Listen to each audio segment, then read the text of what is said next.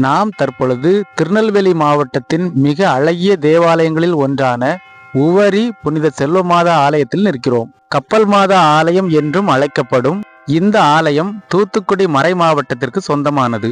கப்பலின் மீது விமானம் நிற்பதை போன்ற அழகிய கலை அம்சத்துடன் கட்டப்பட்ட இந்த ஆலயம் கத்தோலிக்கர்கள் மட்டுமல்லாது உவரிக்கு வரும் அனைத்து சுற்றுலா பயணிகளையும் வெகுவாக கவர்ந்து இழுக்கிறது.